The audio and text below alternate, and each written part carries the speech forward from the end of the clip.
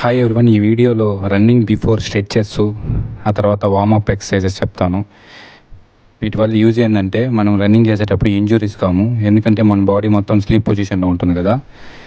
ఆ టైంలో మనం డైరెక్ట్గా రన్నింగ్ చేసామంటే ఇంజురీస్ అవుతాము. ఫస్ట్ మీరు ఎట్లా స్టార్ట్ చేస్తారంటే ఫస్ట్ గ్రౌండ్కి వెళ్ళడం ఒక 2 రౌండ్స్ స్లో జాగ్ చేయండి వార్మప్ కోసము.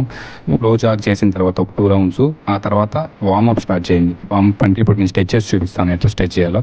ఫస్ట్ హెడ్ వచ్చి అప్ అండ్ డౌన్ చేయాలి. ఫస్ట్ అప్ అండ్ డౌన్ చేసిన తర్వాత సైడ్ హెడ్, ఆ తర్వాత రొటేట్ చేయాలి. రొటేట్ కూడా ఫుల్ రొటేట్ చేయకూడదు, ఫస్ట్ హాఫ్ రొటేట్ చేయాలి.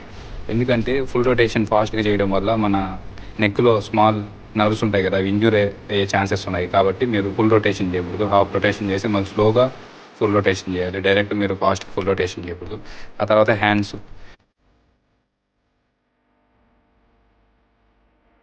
కదా వీడియోలో అదేలా హ్యాండ్ స్ట్రెచెస్ చేయండి.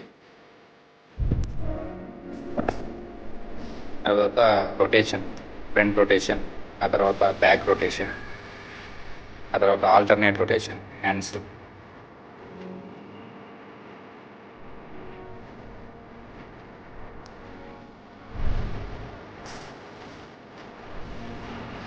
ఆ తర్వాత hip rotation, first hip front, ఆ తర్వాత ఇది ఆమ్స్ట్రింగ్కి స్ట్రెచ్ అవ్వడానికి. ఆ తర్వాత సైడ్ హిప్ రొటేషన్, ఆ తర్వాత హాఫ్ రొటేషన్ చేయాలి. హాఫ్ రొటేషన్ చేసిన తర్వాత మళ్ళీ ఫుల్ రొటేషన్ చేయాలి.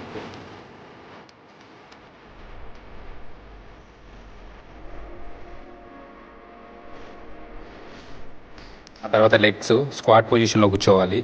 ఇది ఆమ్స్ట్రింగ్ బాగా స్ట్రెచ్ అవుతుంది, మన గ్లూడ్ మజిల్ కూడా స్ట్రెచ్ అవుతుంది దీనివల్ల. ఆ తర్వాత 2 హ్యాండ్స్ని మన టో టచ్ చేయాలి. సేమ్ ఒక లెగ్ మన చెస్ట్కి టచ్ అయ్యేలా స్ట్రెచ్ చేయాలి. సేమ్ అనదర్ లెగ్ కూడా అట్లా టచ్ చేయాలి.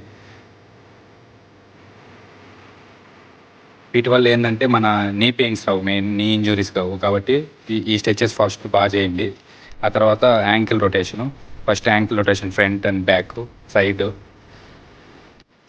ఆ తర్వాత full rotation ankle front back, side twist, ఆ తర్వాత బ్యాక్ ట్విస్ట్ చేయాలి. మళ్ళీ ఫ్రంట్ లెగ్ పెట్టి కొద్దిగా స్ట్రెచ్ చేయాలి. ఇది ఆమ్స్ట్రింగ్కి. సేమ్ అదేలాగా front ankle twist, front side, ఆ తర్వాత బ్యాక్, సేమ్ లెగ్ ఫ్రంట్ పెట్టి స్ట్రెచ్ చేయాలి.